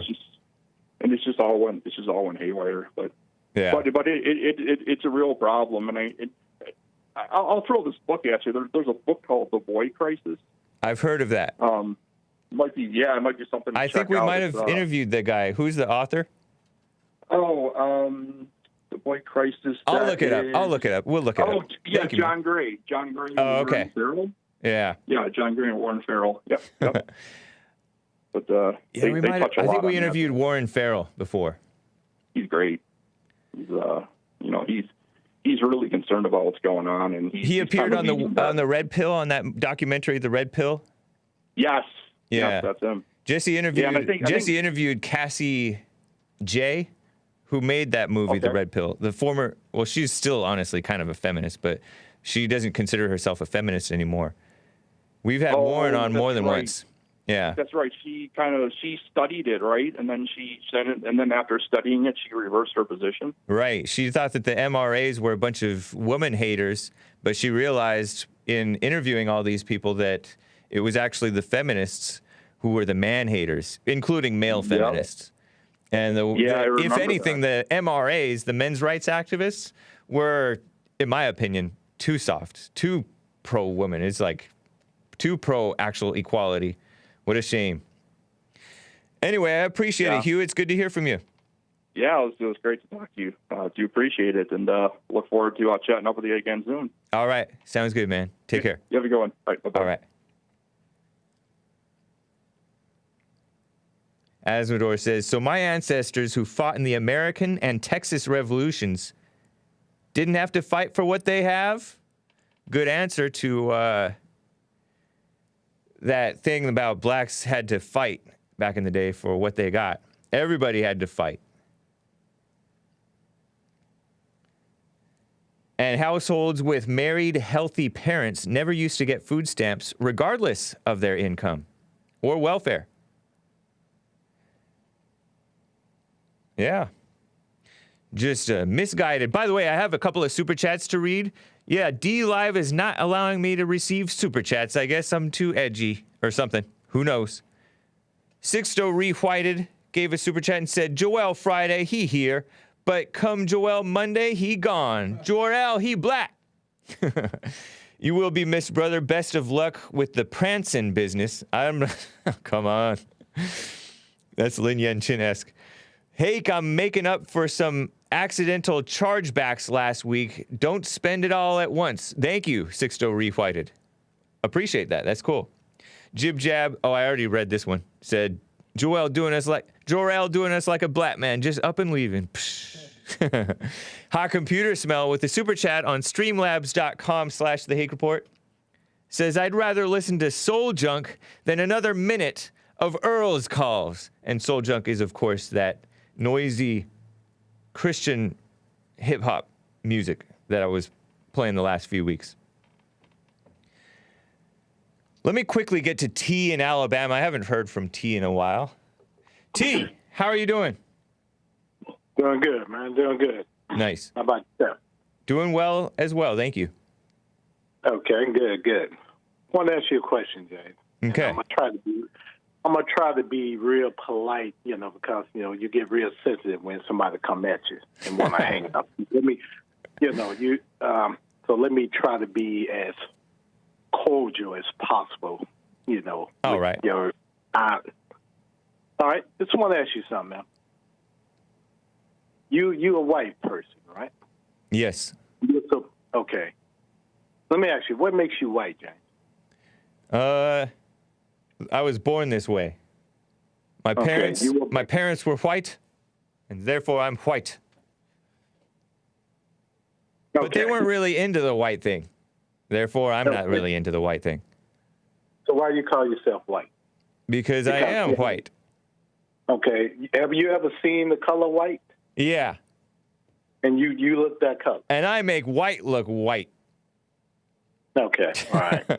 All right. Now, you know the term white people was just used as a way of controlling, putting people in a particular special category of folks, right? Yeah. That's how our minds work. We think in categories. And that's how we function, too. Yeah, that term was first used back in the 1600s to separate basically a group of poor, rebellious white people, or so-called white people, or Europeans at the time, Italians and so forth, from people of other colors. You know that, right?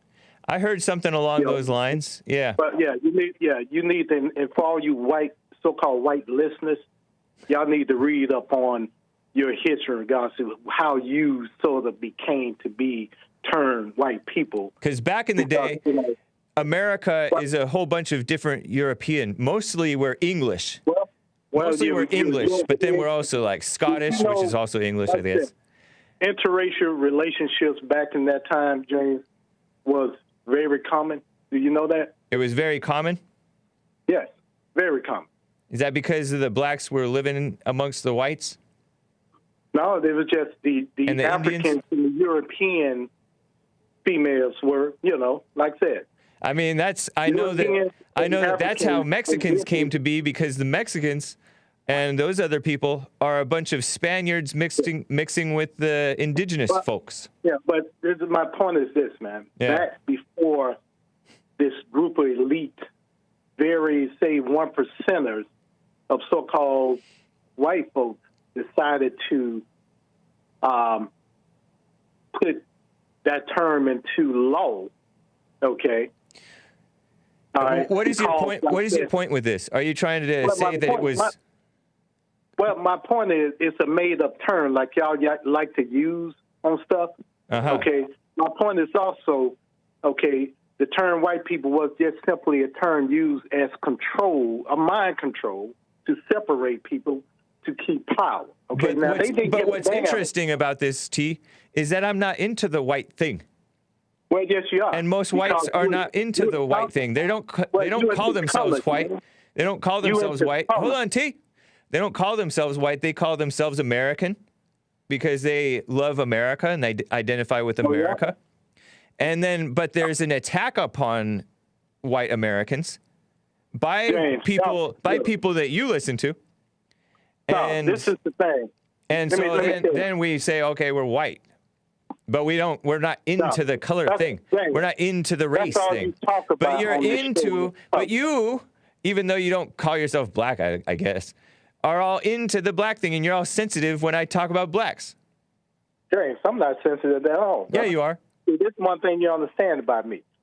I'm not sensitive when it comes down to that, okay? You are sensitive about it because, like I said, for some reason, you think your skin color makes you somebody very special. Not true. That's exactly not true. See, this thing, James. You have no clue what you're talking about. Yes, I do, James. You're shallow. Because you think that I think that my skin color makes me think I'm special, but it has nothing to do with it. Okay, just like you told this one guy that called earlier about slavery and what you all, your people allow people to do and what they gave folks. Okay, all right, what they gave y'all, what they let y'all do, and this and that. Your ancestors, like the guy told you, they plan wasn't for people of color, black folks, to be free at all. Okay, and they laws it was like right. We needed you guys to work. But you know what, James, who got the main authority on how all things work out? Rather, your white ancestors had their plan. Yeah, but y'all don't mention that, James. See, yes, we do. You don't even believe in God, T. Yes, I do, brother. No, you do not. See, but you don't. You believe in color and you believe in a political not true. system. Nope. You believe in a conservative. Yes, you do, James. Politics. That's what y'all live off of. T. Politics is about. Hold on, man. T. Politics comes from God because it's from right. It's about right versus wrong. It comes from God or Satan, and so your politics are from Satan. Stop listening to your Jesse Lee. There you go. Point. There you go. Yeah, get ready to run, James. Okay, but that ain't the point.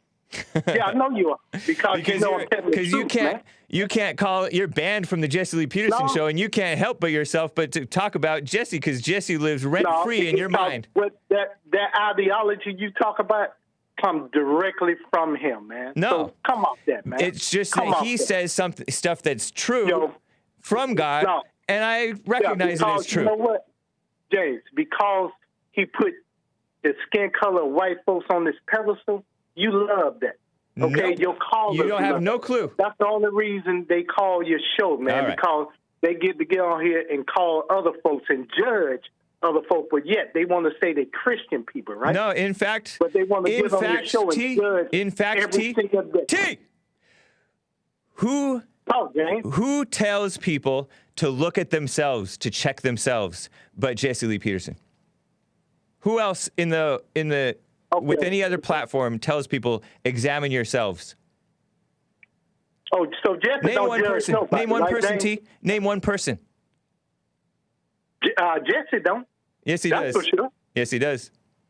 Jesse don't. You're blind. And another he does. thing, James. No, not another thing. Not another thing, T. Because you can't even acknowledge the basic truth. James. And you're making accusations that apply to you. Come on with it, James. Because you're into the black thing. I'm not into the white thing. You're into the black thing. That's why you know this stuff about how white came to be white. Because you're into that. You're nobody special, James. Your skin color makes you nobody special. Exactly. So I completely agree, but you're straw manning what you think I know. Because like a female, you think that you can read my mind, and you can't. James, you're blind. Oh, like you do when you talk about folks and say what they are, right? Yeah, I do talk about them and say what they are, but you're just making up stuff about me. You don't judge folks, right? I do. I do. You don't judge folks. I do. You sit here and call but you misjudge me. I'm not into the color thing. Give me a break. Oh, yeah? Yeah. Oh, you're not? Right. James, okay, I'm going to challenge you. Go one day on your show and don't mention the term black or white. I'm not listening to your challenge. Your challenges are stupid. Yeah, because you can't do it. I can do it, but I'm not going to do that because your challenges are dumb. Colorism, and you know it. You're trying to control me. All right, goodbye. Let me talk to Bobby in Texas. Bobby, how you doing? I'm doing well. Good morning, James. Good to hear from you. So I have two things now that I've been on hold for so long. People be talking. I got a couple things to say. Speak up for me, first off, Bobby. It's coming in kind of muffled. All right. And low. Just come closer to your phone. Better? Hold on. 2 seconds. What the heck? Hang on, Bobby. Let me get to Isaiah, first-time caller in Atlanta, Georgia. Hang on, Bobby. We're going to check on you. Isaiah, first-time caller in Atlanta. How are you doing? Hey, how's it going? Hey, can you hear me? Yes, I can. Nice. Hey, good morning, or good morning to you. It's a good afternoon over here. I'm in Atlanta, Georgia. So. Yep. Nice. Yeah. So I wanted to call, man. Okay, so I want to pick your brain on this. All right, so my girlfriend, she just got the vaccine, and I'm completely against the vaccine. I mean, maybe with more research and stuff, but for the most part, I'm against it. But I wanted to pick your brain on it and see where you were. How did she get it if you're against it? You said, how did she get it if I'm against it? Yeah. She should have listened to me? I'm just asking. I don't know. Was that beta of me? You think to let her I don't know. Does she know how you feel about it?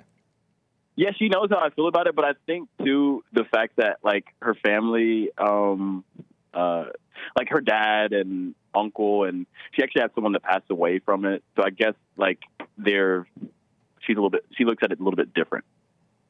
So did she ask your advice about it? No, I guess not. No, she didn't. No. Is that a red flag? I don't know. No, I don't know. You sound doubtful of yourself now. I'm not trying to get you doubtful. I don't know. Maybe I might be a little doubtful. Which vaccine, out of curiosity? The Pfizer one, I think. Yeah, Pfizer. Everybody she got the vaccine Pfizer card and everything. Yeah, she got the vaccine card and everything. But I don't know. I don't know if I should even be around her right now because she just got it or what. Yeah. But what are your thoughts on it though? Are you going to get it? I have no plans. No? Okay. Yeah. Are they starting to, the libs are starting to swoo you though? It sounds. Swoo me? Yeah. Because you said you have no plans, but I feel like you would have been against it. Yeah, I mean, I'm not for it. First of all, I don't like shots anyways. And second of all, there's this major push for it by people I distrust. And that makes me not want to get it. And then, third of all, it's kind of new. It's untested. What if I want to make a baby? Yeah, exactly. That's what I'm saying. Exactly. I told her the same thing. I'm like, dang, you're making it you're putting me in a bind here. You know? Yeah. How long have you been with her? Well, we've only been together for 4 months, so 5 months. But I'm actually, she's very interesting. So I don't know. She may be the one. Possibly. Interesting isn't usually a good thing. Is she next to you? How come I hear chuckling? She's right here. That's funny. No, she's here. She's here. This is the first time she's ever heard of you or listened to you, but I was listening to you today, and then nice. I was like, I think she should just call in. So, yeah. She's like, I don't like this guy. That's funny. Because I'm shouting at the blacks. That and about the women. Oh yeah. She's actually Mexican though. What are you? I'm black. Okay. I'm black. Uh-huh. Are you like Joel type black, or are you black? Because Joel has Hispanics in his family, whites, Creole. No. I got you. Black. I'm like black, but I think you guys would consider me more of a Joel black. Oh, okay. Definitely. Interesting, man. But yeah, no, I legit. I've been listening to you and Jesse actually for the past 3 years. It's funny because I'm a big fan of I guess not really big fan, but I'm a fan of Tariq Nasheed, and I remember the Jesse Lee interview that you guys did. Yeah. And ever since then, I've been listening to you guys. Nice. The Fallen State one or the one on the radio show? Both. I watched both. Okay. I think I saw the one on the radio show first, and then I watched the Fallen State one. Okay. But both were good and entertaining. Yeah. So, but I mean, I really agree with a lot of the things that you guys say about the principle-based stuff, forgive your mother and return to the father and forgive your parents, and there's some really good elements in there that you guys teach. Yeah. Preach, so did you vote for Trump this time around? I didn't vote for Trump. Actually, honestly, I didn't even vote. Period. I wasn't the biggest fan of Biden, to be honest. Nor was I really of Trump. But if I were to vote, I probably would have leaned a little bit more towards Trump. Yeah. Yeah. But more for like different reasons, because I don't really like the agenda of the liberals or the Democratic Party at this very moment, and it's really sketchy with what's going on and everything. But not to say that the conservative or the Republican Party is doing any better, but it's just, that they tend to agree with a little bit more of the things that I agree with, like, true, keeping the modern, or not the modern family, but the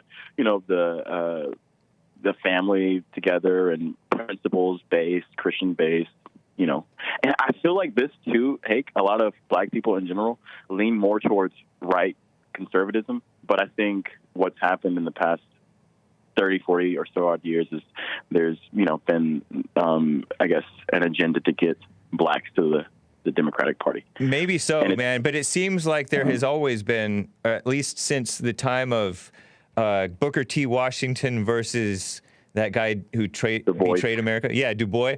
Yeah. There's always been like this communism versus decency, if you will. I don't know. In some cases, there are some anti-communists who are not decent. Probably most people. But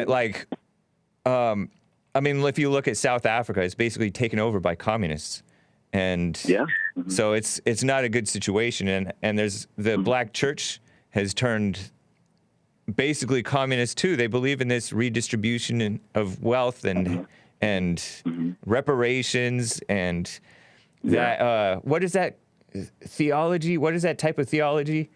Freedom theology. Is it wealth? What is it? Prosperity gospel? No, not just the prosperity gospel. I'm talking about the one that has to do with take from the rich, give to the poor. No, it has to do with race. It's something to do with. I'm blanking on the term, but anyway, it's like a race-based theology of blackness and fighting white supremacy and stuff. It's a shame. It's infecting the whole. It's infecting the country.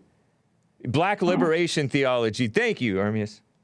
Yeah, black liberation theology. Yeah. But I took an AmFam. I took a African American Studies class, and they talked a little bit about that in there. Yeah. Black liberation theology. That's kind of like what Obama's church was, I think, with Jeremiah Wright Jr. Yeah. In which he's like, God damn America. And it's crazy. Nice. Gotcha. Well, okay, let me ask you this last question since we're talking about this topic. Now, I know that you're like an apprentice of Jesse Lee, right? But do you agree with the fact, or do you think, because I never heard you say this specifically, but do you believe in racism, or do you think racism is a thing? Because I hear often, Jesse says how no such thing as racism, sexism, homophobicism. I don't. I don't know if I ever really bought into the notion of racism, because I'm an older millennial, and so when they taught in school, they talked about, I did learn the word discrimination, and then later on I heard about racism, and I would hear some of my Asian friends who had come here from Hong Kong accuse like one of my best friends who was like Dutch, Indonesian, and Japanese, like his grandparents went to the internment camps. He was like, they called him a racist, and I'm like all these cries of racism, none of them ever made sense.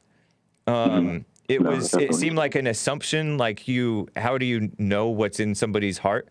And so it never, and if you think about it, like nobody says, oh, I am a racist, unless they don't think that it's that bad of a thing, right? Gotcha. Yeah. And so it's, if nobody's guilty of it, or if most people aren't guilty of it, then it's better to have a vice that everybody can be guilty of, such as false judgment or injustice or something like that, where you can point to a person and that person who's pointing at you can be guilty of it themselves.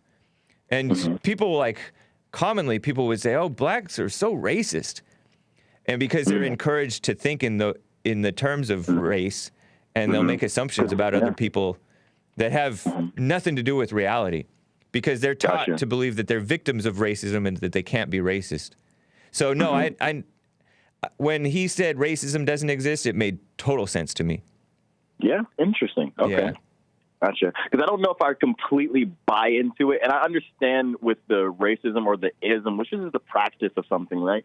But he's saying that those practices, or you guys are saying that the practices are evil, and it's just evil. It's not a certain label on it. It's not evil. It's either good or evil. It's either right or wrong. It's either true or false. Because sometimes stuff that's called racist, in fact, most of the time, the stuff that's called racist is something you have a perfect right to do, or you're just telling the truth, or this or that. Most of the time when people cry racism, it's for trying to do something right. Like Trump at the border. That's called racism, right? Some people call it racism, even though they're not a race. But that's called racism, but that's because he's trying to do something just. So usually it's just a false accusation. Yeah. Interesting. Yeah. So would you say you don't, well, I mean, you can't really speak on another person, but I know a lot of people hate Trump. And I think it's some of the things that the people hate Trump for, I actually like about him. I like the transparency in politics. Yes. I like, to stand up and to say, no, America's first. America is not going to sit around and get pushed around and be docile, just look weak. Yeah. That's one thing I can say about that. That's that manhood that is hated, and they have they read harshness or hatred into something that is just about being a man. Yeah, exactly. No, that's so true. And I think too, we've gotten into a society that men have to be docile and not saying that you should walk around angry and be picking fights and stuff, but no, if you see something, I'm going to speak on it. I'm going to say what I believe, and I'm going to go on about my way. I'm not going to sit here and just let anything happen. Yeah, that's what I like about the old school American men who didn't put up with crap. And you would think, that old man is an a-hole or whatever, but you would also respect him. And that was what kept some order in society. Yeah. Very true. Nice. Well, it's good to talk with you, Isaiah. It's good talking to you too, man. This has made my day, the rest of my day. Nice, man. Are you doing you agree with Jesse about no sex before marriage? I do. I do to a degree. Do I follow that all the way? I have to say no. That's interesting. Yeah, but I can understand it. I see it, and I want to do that, but it's hard. That's funny. To be honest. Yeah.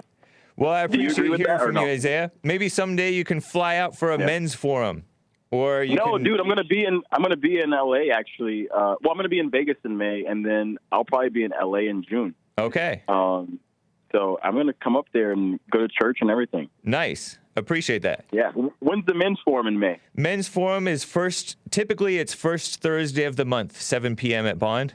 And so whatever the first Thursday of May is, but just call ahead and make sure, because every now and then, very rarely, there is something that comes up, a conflict, and it doesn't happen. So just make sure. Gotcha. Yeah. Okay. Appreciate it, Isaiah. It's good to talk with you.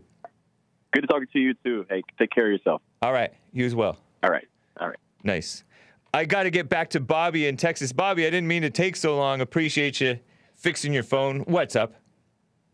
Oh, not much, man. Thanks for getting back to me. Yeah. I'll try and I got to work fast here, so might be moving. So first off, I wanted to say thanks to Zach for the happy birthday yesterday. And in response to what Linwood had said earlier, my family fought in the Revolutionary War, the Texas Revolutionary War, every battle that America has ever fought, Korea, World War II, World War I. And then they settled Texas in a covered wagon, lived in a dugout, never owned one slave in the entire history of the country. Not that there's anything wrong with that. Right, but I'm not in the majority. I'm not in the minority. I'm in the majority of white people. Most of us weren't so privileged to have somebody doing the work for us. Yeah. We fought the Comanche Indians. My great grandmother was actually kidnapped by the Comanches. Was raised and bred with Kawana Parker. Then her sibling, her children were later, rescued. and that's who, my heritage was. So it's like we definitely fought for what we have, and it wasn't just some easy ride. Even the slave owners didn't have it easy. We have it easier than the slave owners today. Oh, of course, technology has made light years easier for that. But on my main topic, like, have you noticed the YouTube is getting rid of the down toots for, videos like what Biden's putting out because down voting. Yeah, I heard that they made it so that you can't see how many. Oh, I bet you that's because of Biden, huh? Because Biden was getting like 10 times, 100 times 20, as many down votes as he was up votes or something like that. Maybe it was just 20 twice. to 1 on average. Yeah. And they've even gone so far as to remove dislikes from the platform in the middle of videos and such. To get it to, because then they still are getting ratioed out to 20 to 1. Wow. And also, they've disabled the live chat, like, so you can't chat while the videos are being recorded. And they removed the even posted video chat. So like once it's already posted, you can't comment on it. Wow. So it's like, even though Donald Trump was so hated and everybody, I can't stand Trump, he never had videos. It was very rare that Trump would have a video be ratioed. Right. He always had more likes than dislikes. Yep. It was like, but we're supposed to believe that this most popular president in U.S. history can't, get more than 2,000 votes on, even his most popular videos. That is funny. But he can get 8, 9, 10,000 dislikes at the same time. Great points. So, yeah, for the boomers, ratioed means when your ratio to likes versus dislikes, or things along those lines, or other indicators, are out of proportion. Like for Joe Biden, he had 20 times as many dislikes as likes in many cases, on average, I guess. And they got rid of the ability to dislike a video, or you can dislike it, but it doesn't count the number of dislikes. It only counts the number of likes. So that's such female kissing up, pretending that Joe Biden is popular. And they want to tell us there's nothing productive from downvotes. Excuse me, that's like probably one of the most productive things you can have is people telling you, hey, we don't like what you're doing. Yep. It's like and then you don't want to see it. It lets you know where people stand. That's what I loved about YouTube comments. People would say, oh, YouTube comments are so harsh. And yeah, they were. Sometimes they're vulgar. But I like YouTube comments because you get to know what the people think exactly. Yeah, what exactly, because they're hiding behind. They can actually say anything they want. So it's like you're getting a fair representation of what people believe and think about what you're doing. And then for you to disable those chats so people can't say it when you're the president of the country it's just pathetic. Yeah. Trump, put up with all kinds of hate, and definitely people didn't like him, but he never disabled his comments. He never shied away from any of the heated debates. Like, he was ready to face the music for everything. Yeah. They didn't even let him ban people. It's ridiculous. I mean, what is it called? Block people. Because he would block people who were just too obnoxious. They didn't even let him block people, but now they're like doing total affirmative action for Joe Biden. It's pathetic. Maybe it's 100 to 1. Really is. Anyway, Bobby, appreciate it, man. I got to run. Yeah, thanks, man. Thank you. Take it easy, buddy. You too. I got to get to Missy in San Diego, California. First-time caller. Missy, thanks for calling. What's up? Hey, James. What's up? Nothing much. Hey, I just really quick, just because you guys just said that, the reason Trump wasn't allowed, he did block somebody, and then they, Twitter and the media said that's interfering with people's First Amendment. They should be able to comment on it. Then he got his rights, so he wouldn't even speak. How stupid. Yeah, it is. It's so funny because I never really completely understood why you said being proud of slavery in any way until like that second, and I called and I got through. I'm like, oh my God. But, nice. So I don't think you mean it like somebody that nobody's really proud of. I mean, it's like somebody's grandfather when they tell stories of, oh, I used to walk 3 miles in the snow with no shoes. Nobody's proud that, to do that, but they did it, and it's like something that, just like, I got here. But it's just like what you go through. Like my parents, I'm legal, right? I'm Canadian, Australia. My parents came here totally illegally, but not like anchor basing. My parents were partying. My dad was smuggling like hash through Canada. They're Canadian and Australian, and they would come here to party and then sell this stuff in Canada and go to India. Yeah, it's very interesting. But when they divorced, I was my grandfather was already a dual citizen, and so I was sponsored. But anyways, I'm like, it's just weird because I understand it. I understand what you mean. I think people are taking it the wrong way. They immediately get all defensive and persnickety, like, oh, it's like white guy saying he's proud of slave. It's not even really like that. It's just like how you got here, what you like. I'm not proud of my parents for coming here and doing that. It's what they did. I know some people be like, oh, it's so cool, oh my God, it's smuggling. It's not. It's just interesting, and it is. But I make sure I keep my green card up. That's why I'm one of those people that was all about the wall and all that crap. Yeah. Big time. But I totally get it.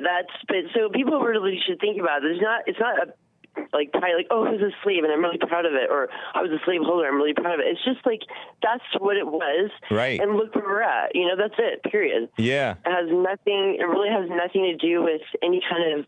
It has nothing to do with racism. That's for sure. Right. Zero. It's like the Bible says, consider it pure joy when you face trials of many kinds, because the testing of your faith produces perseverance. But it's not even a trial to be living in America right now. I mean, yeah, it's a trial. But you know what it is? Life itself is because people are messed up, but they never had it so good. I forget the guy's name, because I pressed pause. I don't remember his name, and there's probably somebody after him. But he said, what did he say? Something about, oh crap, I can't remember. It's something about the slave thing or whatever. And then I forgot. I totally forgot. But it's not the way. It is. It happened, and it's like we're not there. Right. It was just a reality of life back then. We should be able to talk about it. I should be able to talk about it with somebody whose parents did whatever, and who cares? Yes. Get over yourself, big time, because it didn't happen to you. You are where your art's about right now. Yeah. That's why people can't have a decent conversation. That's why Earl doesn't talk about things about right this way. He talks about crap that's like something he found, something you heard, something he wants to tell you that you're wrong, and he's going to point something at you. But nothing is right now and real. It's stupid. Yeah. Thank you, Missy. He's like a hen pecking at you. I know. It's ridiculous. Thank you, James. I appreciate it. Thank you, Missy. Take care. Have a good day. You too. Zach, a first-time caller in Illinois. We're overtime, but let me quickly let you have 30 seconds to get it out, please. Okay, real quick. Remember when Joel said Arkansas? Yes, very well. And then he was like, "Oh no, they spelled it wrong." And then Jesse said, "No, that's Arkansas." So my question is, before that, how did Joel think Arkansas was spelled? Did you ever wonder how Arkansas was spelled? I never thought twice about it, worried about it, nothing. That's funny. But, you probably thought it was A-W. I'm going to explain my logic just real quick. Is that because Kansas is spelled, and this sounds so crazy, but it's the truth. Kansas is spelled the way Kansas is spelled, right? So when I first seen it, A-R, and then Kansas, you just pronounce it the way your mind is familiar with pronouncing other things that are spelled the same way. So it just made sense to me, and I think about 30% of the rest of the world, but they're just hiding out because they don't want to look crazy like I did. Thank you, Zach. You're welcome. That's it. I don't know. I wish Joel well with everything. Right on. Appreciate you. All right, that's all. All right, take care. Thanks, Zach. Bye. Bye. Art from Ohio, I could not get to you. Hope to hear from you tomorrow. You got made fun of by Skip. Oh, there's going to be a war. And Sixto Rewhited says, I see T hasn't learned anything since his last call. Amazing. Thank you, guys. The HakeReport.com for my stuff. JesseLeePeterson.com for JLP's stuff. JoelFridayTV.com. Also, TheGiftedOfDance.com. Very nice. And RebuildingTheMan.com for the Bond stuff. Men's Forum tonight, guys. See you there. Take care.